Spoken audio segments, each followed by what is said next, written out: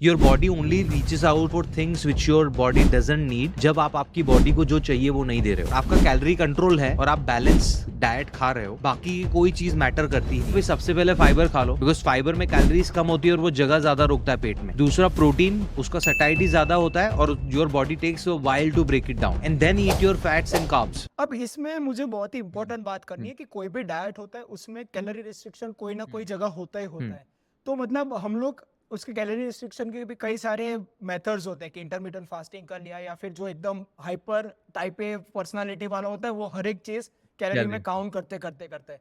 तो आपके हिसाब से सबसे प्रैक्टिकल वे क्या है? आपके इतने सारे क्लाइंट्स रहे होंगे तो सीमलेस एफर्टलेस कैलोरी रिस्ट्रिक्शन कैसे किया जा सकता है? Okay, I think the bigger umbrella answer would be education. Okay. Because मैं हमेशा बोलता हूँ कि हमारा इंडियंस का है ना, हेल्थ के साथ रिलेशनशिप काफी प्रिस्क्रिप्टिव रहा हुआ है। बिकॉज हम बचपन में डॉक्टर के पास जाते थे तो वो 2-3 मिनट का एग्जामिनेशन करके हमें हमारे सिम्टम्स के हिसाब से दवाई दे देते थे और बोलते थे कि या ये कर रहे हैं, आपको 15 दिन का कोर्स है या 1 महीने का कोर्स या है ना। तो या वही वो मेंटालिटी। कहते हैं हाँ, रेड पिल हाँ। ट्रीटमेंट। तो वही mentality we keep on our lifestyle और डाइट एज वेल। तो it doesn't work that way. आप कैलोरी डेफिसिट को प्रिस्क्रिप्शन के तौर पे नहीं देख सकते, उसको आपको एजुकेशन वे में लेना पड़ेगा। You have to learn the process and the art of calorie deficit और कैलोरी मैनेजमेंट। वो 1 महीने, 2 महीने, 3 महीने से नहीं होगा, it will take you time.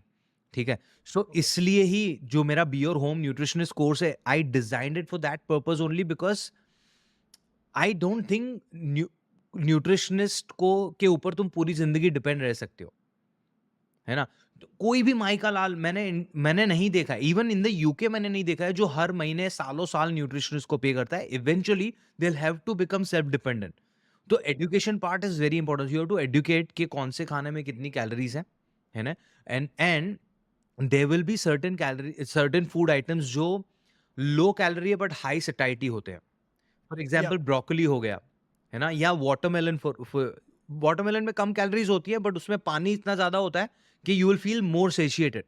तो यू विल या लर्न दीज हैक्स कि मुझे अगर 50-60 कैलोरी में कुछ अच्छा पेट भरने वाला खाना है तो मैं क्या खा सकता हूँ, है ना। तो but it will only happen through learning. मैं चार्ट बना के तो आपको दे सकता हूँ, मेजरमेंट्स भी मैं सिखा सकता हूँ कि भाई ये कटोरी पे रख के ये खाना है, बट वो कटोरी के पे रख के आपने खा लिया, पेट नहीं भरा, तो you are going to order something from Swiggy and Zomato. या So this is a या continuous ongoing process. You have to learn it over a few months. And once that's done, you are graduated. You don't need me or any other coach after that. अब कोई भी nutritionist का सबसे frequently asked question मेरे हिसाब से ये होता है कि मुझे भूख लगती है, उसे कैसे कंट्रोल Hmm. करूं? How to control the hunger cravings? मतलब मान लो कि हम लोग रात को एकदम अच्छा खाना खाते हैं और वो भी एकदम रिस्ट्रिक्टेड अमाउंट में खाते हैं तो भी हमारा पेट भर जाता है, पर फिर 2-3 घंटे बाद सोने से ठीक पहले वो Hmm. हंगर क्रेविंग्स आती Hmm. हैं, वो सॉल्ट की Hmm. और शुगर की क्रेविंग्स आती हैं। Hmm. तो ऐसे में क्या कह रहे हैं, मतलब how to control your hunger, वो साइंटिफिकली आप हमें समझाएं। Sure. सबसे पहले तो हम हंगर और क्रेविंग थोड़ा समझते हैं। देखो, भूख लगना और खाना खाने का मन करना, दोनों में फर्क है। या ठीक है। भूख का मतलब ये है कि आपकी बॉडी को न्यूट्रिएंट्स चाहिए and your body is giving you that hunger call. या खाना खाने का मन करना इज हमारी आदत। हम सुबह उठते हैं, उठते ही हमें चाय बिस्किट चाहिए, फिर 8-9 बजे के आसपास हम नाश्ता करेंगे, 11 बजे के आसपास कुछ फ्रूट व्रूट खाएँगे, 2 बजे हम लंच करेंगे, 3-4 वापस से चाय बिस्कुट होगा, 5-6 बजे बाहर गए तो पानी पूरी खाई, 8 बजे, साढ़े 8 बजे डिनर किया, 10 बजे आइसक्रीम आया है, कुछ आया है। तो दिस इज़ द आदत। तो हर दिन अगर या हमने ये रूटीन फॉलो किया है, हमने ये बीट्स पे हमें कुछ ना कुछ मिलता रहा है, तो योर बॉडी वो हैबिट बिल्डिंग की वजह से वो रिकॉल हो रहा है कि यार कुछ खा लेते हैं। आपको खाना खाने का मन कर रहा है, भूख नहीं लग रही है। ठीक है। So you have to understand that difference first. Two, cravings जो आपको हो रही हैं, they could happen because of two major umbrella reasons. First is physical nutritional deficiencies. भाई आपके तीनों मील्स में बैलेंस ऑफ कार्ब्स, प्रोटीन्स और फैट्स चाहिए, बट आपने या सिर्फ कार्ब्स और फैट्स खाए, प्रोटीन को मिस आउट कर दिया, है ना। तो इम्बैलेंस मील हुआ तो भी आपको क्रेविंग हो सकती है। दूसरा, the second umbrella is the mental health. As human beings we all are going through different stress and different mental health issues, right. हमें इमोशनल रोलर कोस्टर होता है and night is the time when you are on your own. Lights बंद है, खाली screen की lights आपकी आंखों पे पड़ रही है, आप देख कुछ रहे हो, आपका दिमाग कहीं और दौड़ रहा है ना। एंड वो डिस्कम्फर्ट में योर ब्रेन नोस के easiest way to get comfort is food. Because evolutionary, human beings need only two things: food and sex. Food to keep ourselves alive, our species alive, के लिए sex चाहिए. तो ये दोनों चीजें हम जब भी करते हैं हमारी बॉडी में बहुत डोपामिन रिलीज होता है एंड वी फील गुड. अभी सेक्स तो मोमेंट मिलेगा नहीं ना, मोमेंट की डिमांड पे तो खाना ही जोमैटो पे तो आएगा नहीं. So so you order something. तो you have to check in with yourself कि आपको सही में भूख लगी है या आपको सिर्फ मन कर रहा है. अगर आपको स्ट्रेस मैनेजमेंट के लिए फूड पे रिचार्ज करना पड़ रहा है तो you have to cope up, figure out better coping strategies. Speak with the counsellor अगर वो रेगुलर हैबिट बन रहा है. अगर आपको लगता है कि आपको स्ट्रेस की वजह से नहीं हो रहा है, आपको ऐसे ही भूख लग रही है, तो चेक योर न्यूट्रिशन. आपको कहीं ना कहीं एक आध कंपोनेंट मिसिंग होगा, because your body only reaches out for things which your body doesn't need, जब आप आपकी बॉडी को जो चाहिए वो नहीं दे रहे हो. अब इसका एक्सटेंशन क्वेश्चन मेरा स्नैकिंग पे है. मतलब अगर हम लोग 2 मील्स खाते हैं, मतलब ब्रेकफास्ट या लंच हो गया या फिर लंच या डिनर हो गया, उसके बीच में खाना एज ए न्यूट्रिशनल एंगल क्या वो मायने में अच्छा होता है या फिर बुरा होता है? क्योंकि आजकल कई सारी लॉबीज है, एंटी स्नैकिंग लॉबी, फिर छोटे छोटे मील्स ज्यादा खाना, मतलब पूरे दिन स्नैक ही करना, मील खाना ही नहीं, ऐसी एक पूरी एक लॉबी है. तो as a clinical nutritionist element के लिए क्या जानना जरूरी है कि व्हाट इज स्नैकिंग हेल्दी और अनहेल्दी? श्योर. इसका एग्जाम्पल है ना, मैं सिंपल एक एनालॉजी से बताऊं. इसका एक्सप्लेनेशन हम एक सिंपल एनालॉजी से बात करेंगे. देख, जो लोग भी गाड़ी ड्राइव करते हैं ना, 4 व्हीलर, उन उसमें दो प्रकार के लोग होते हैं. एक होते हैं पहली बार में जाके टंकी फुल करा लेगा, वो बोलेगा कि या 1 हफ्ते तक चलता रहेगा. दूसरा इंसान होगा, बोलेगा कि नहीं, मैं थोड़ा थोड़ा रोज भराता रहूंगा. 100 रुपए का हाँ, रोज. 100 रुपए का रोज भराता रहूंगा. Right. Now it's entirely up to you, because अभी जितने भी लेटेस्ट फाइनल स्टडीज आ रहे हैं ना, वो सब यही बोल रहे हैं कि अगर आपकी रिक्वायर्ड अमाउंट, आपका कैलोरी कंट्रोल है और आप बैलेंस डाइट खा रहे हो, बाकी की कोई चीज मैटर करती ही नहीं है.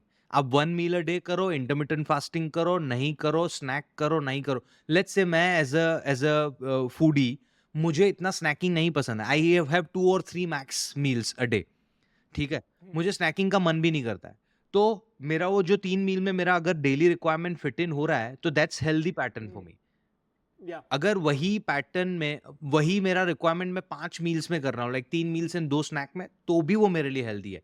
बट वो आपके ओके. लिए शायद हो सकता है, मेरे लिए अभी वो 5 मील का पैटर्न बन नहीं रहा है, आपके लिए वो हो सकता है. तो what you have to prioritise और be mindful about this the calorie consumption and whether those calories are coming from the right sources और नॉट.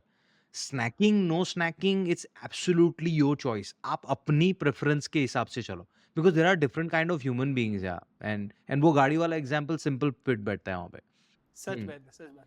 और ऐसे कोई फूड आइटम्स है जिससे हमें भूख ना लगे, मतलब स्नैकिंग की जरूरत ना हो? अब मान लो कि किसी को खाली 3 मील्स खाने हैं, उसकी मतलब कल्चरल सोशियो कल्चरल उसका वही सेट है, पर तो भी वो दोपहर को जैसे 2-3 बजे उसे चाय पीनी होती है, चाय के साथ वो वड़ा पाव या दाबेली कुछ खाएगा या फिर कुछ कोई भी स्नैक खाएगा, समोसा ऐसा कुछ, तो वो ना खा पाए, तो वैसा कुछ वो लंच में इनकलकेट कर सकता है या फिर ब्रेकफास्ट में कर सकता है, ताकि उसकी सेटाइटी बनी रहे और उसे भूख ही ना लगे. Sure. Fibre and proteins, high satisfied foods. तो अभी सी मैक्रो सीक्वेंसिंग का भी कॉन्सेप्ट चल रहा है, right. So a lot, see it doesn't work for everyone. मैं ऐसा नहीं बोल रहा हूँ, मैं आपको समझा रहा हूँ कि वो कॉन्सेप्ट का मतलब क्या है. I am not saying it will 100% work for you. या मैक्रो सीक्वेंसिंग करके कॉन्सेप्ट है जहाँ पे हम 4 मेजर चीजें खाते हैं ना: carbs, protein, fats and fibre. तो बोलते हैं कि भाई सबसे पहले फाइबर खा लो, बिकॉज फाइबर में कैलोरीज कम होती है और वो जगह ज्यादा रोकता है पेट में. ठीक है. दूसरा प्रोटीन, उसका सैटिस्फाइड ज्यादा होता है और your body takes a while to break it down. And then eat your fats and carbs. अगर तुम प्रोटीन और फाइबर को ऊपर पहले पहले खा लोगे तो आप ओवर ईट नहीं करोगे कार्ब्स पे, जो यूजुअली हम ओवर ईट करते हैं.